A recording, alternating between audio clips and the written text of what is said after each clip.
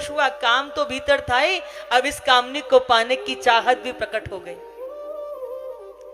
ये वेद का सूत्र है कि यदि आप चिंतन करोगे कामनाओं का तो उसे पाने की आपके अंदर गहरी इच्छा प्रकट होगी। काम का भोग भोगना इतना बुरा नहीं है जितना काम का चिंतन बुरा है, क्योंकि जब आप काम का चिंतन करते हो, इच्छाएं आपके भीतर होती हैं, तो आपकी ऊर्जा नष्ट होती है। अब यहाँ पर पहले काम आया, अब कामनी को पाने की चाह प्रकट हो गई। अब जैसे हाथ में हाथ आया है तो देखिए जरा, जो साधु का जो विवेक है ना, वो काम के कारण शून्य हो गया। तो रेखाएं लिखी कुछ और है, बता कुछ और है।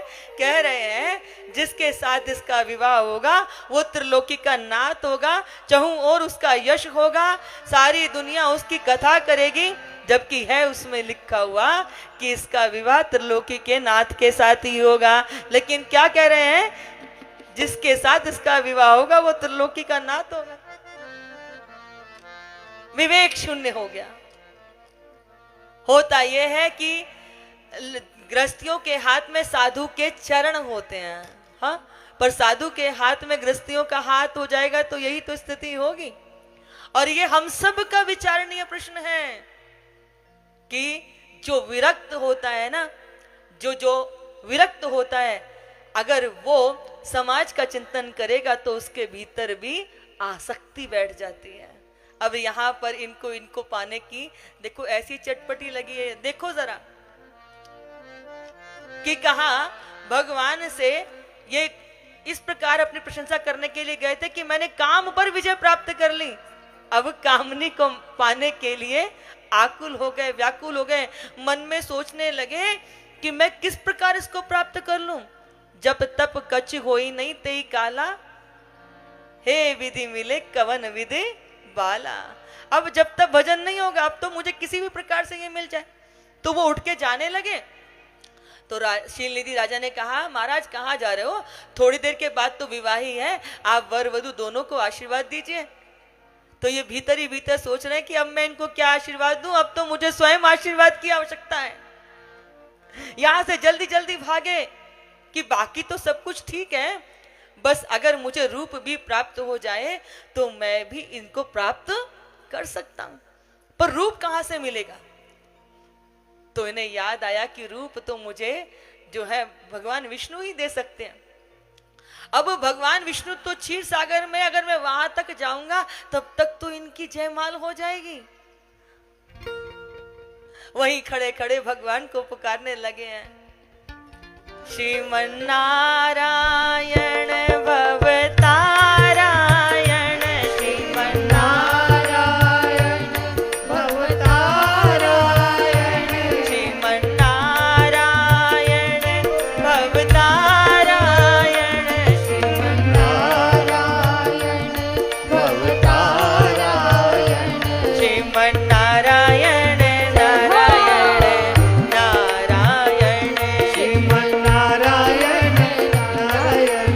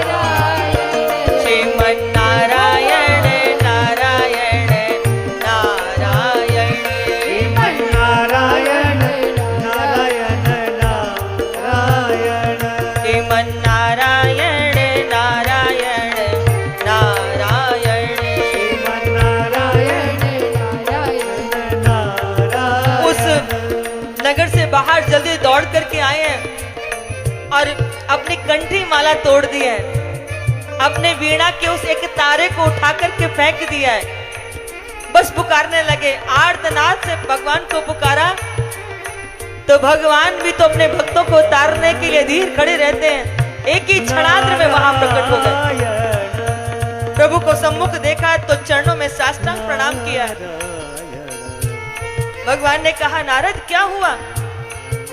नारद बोले, प्रभु आज मुझे आपकी कृपा की नितांत आवश्यकता है। भगवान ने कहा, ऐसा क्या हुआ? ऐसी क्या इच्छा है तुम्हारी? तो अब नारद जी कैसे कहें प्रभु से, लेकिन भीतर तो उस कामनी को पाने की इतनी चाहत है। तो यहां पर तुलसीदास बाबा ने भगवान की प्रेरणा से इतना सुंदर सूत्र निकलवाया है नारद के मुख से, जो हम सबके जीवन के लिए अद्भुत है। क्योंकि बालक तो कुछ भी मांगेगा, उसके पास हित अहित बुद्धि का भान नहीं होता, लेकिन भगवान को तो पता है ना कि मुझे अपनी संतान को क्या देना है क्या नहीं देना। तो यहाँ नारद जी के मुख से इतनी सुंदर बात निकली है, जेहि विधि होई नाथ हित मोरा, करहूं सो बेगी दास मैं तोरा। जेहि विधि नाथ होई हित मोरा, करहूं सो बेगी दास। हे विधि नाथ होए हित मोरा, करहूं सो बेगी दास मैं तोरा। जेहि विधि होई नाथ हित मोरा, करहूं सो बेगी दास मैं तोरा। जेहि विधि नाथ होई हित मोरा, करहूं सो बेगी दास मैं तोरा। हे प्रभु, मैं तो अज्ञानी हूँ, जानता ही नहीं मेरा हित किसमें है। आप तो वही कीजिएगा जिसमें मेरा हित हो। और बंधुओं, तुलसीदास जी की चौपाई ये इतना सुंदर हम सबके लिए मंत्र है कि अगर हम प्रत्येक दिन इसकी 108 बार इसी चौपाई का जप कर लेना तो हमारा मंगल ही मंगल है। हम जीवन में हमारा अहित होगा ही नहीं। इतनी सुंदर बात नारद के मुख से निकल गई। अब भगवान से कह रहे हैं कि प्रभु, कल मैं आपके पास आया था ना, तो लक्ष्मी जी को आपकी सेवा करते हुए देखा तो मेरे मन के अंदर भी जो विवाह करने का भाव आ गया, विश्व मोहिनी कैसे भी मुझे प्राप्त हो जाए। तो प्रभु मुस्कुराने लगे कि कल तो तुम आए थे कि काम को तुमने परास्त कर दिया और आज तुम कामनी की चाहत करते हो। बोले, प्रभु वो छोड़िए, आप तो किसी भी प्रकार मुझे ऐसा आशीर्वाद दे दीजिए कि किसी भी प्रकार मुझे विश्व मोहिनी प्राप्त हो जाए। तो मैं क्या करूं नारद? तो उन्होंने कहा, प्रभु आप मुझे अपना स्वरूप प्रदान कर दीजिए। आप मुझे अपना स्वरूप प्रदान कर देंगे तो वो विश्व मोहिनी निश्चित रूप से ही मेरे कंठ में जयमाल डाल देगी। हरिसन मांगो सुंदर ताई। भगवान ने कहा ठीक है, आशीर्वाद दे दिया। और भगवान ने यहां नारद को 3 रूप दिए हैं कि जब नारद स्वयं को देखेंगे तो उन्हें सुंदर दिखाई देगा, जब अन्य लोग देखेंगे तो उन्हें संत यानी कि ऋषि दिखाई देंगे, लेकिन जब विश्व मोहिनी देखेगी तो उन्हें मरकट का रूप दिखाई देगा। यहां मरकट का रूप दे दिया। अब इनको लगा कि भगवान ने मुझे सुंदर स्वरूप दे दिया, अब भगवान जैसा यानी कि विष्णु भगवान जैसा मेरा स्वरूप बन गया, अब तो वो विश्व मोहिनी किसी और के गले में माला डाल ही नहीं सकती।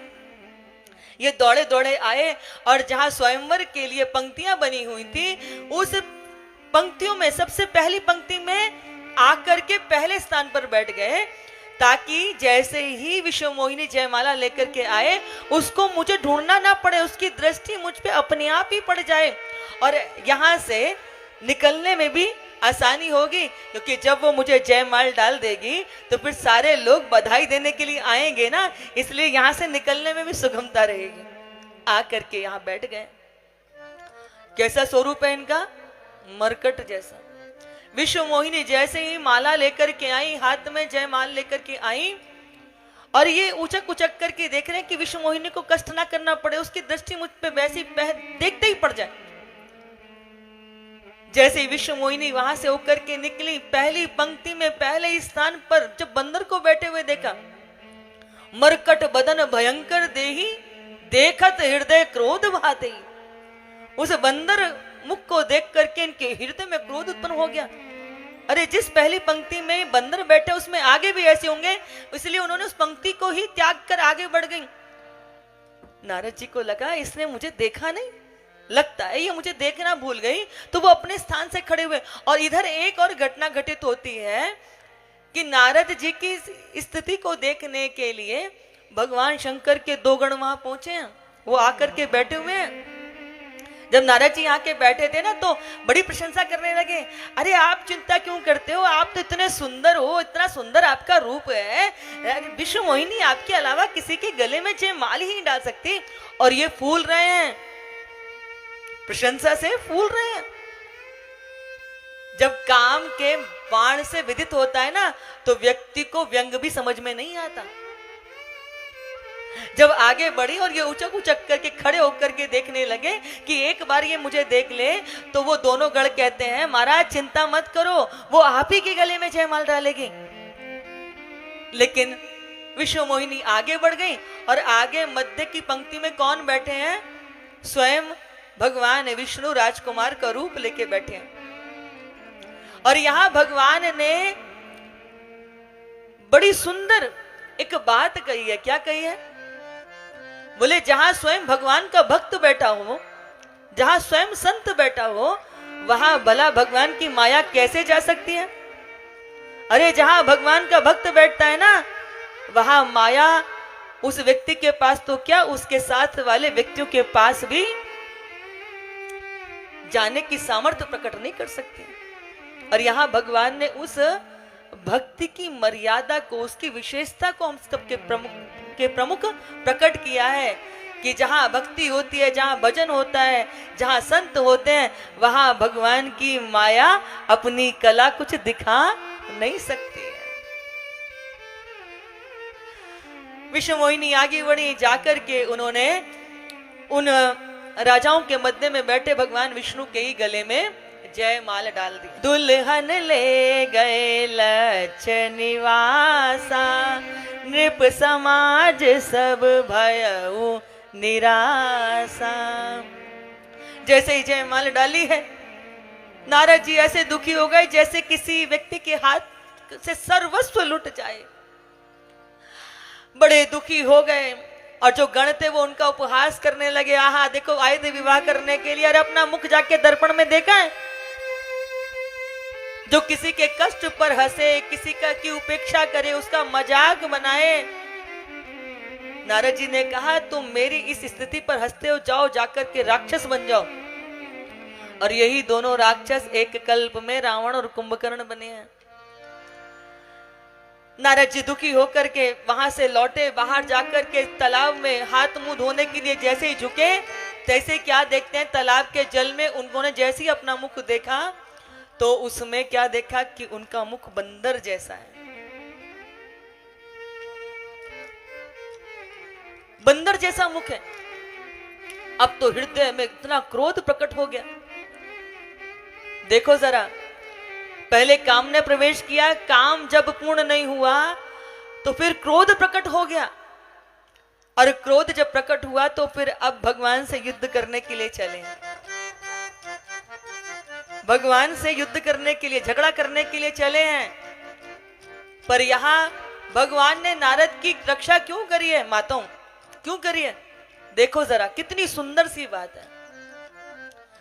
जब किसी संसार के जीव के हृदय में काम पैदा होता है तो वो उसकी पूर्ति के लिए संसार की ओर भागता है, और जब क्रोध प्रकट होता है तो भी वो झगड़ा करने के लिए, लड़ने के लिए संसार की ओर भागता है।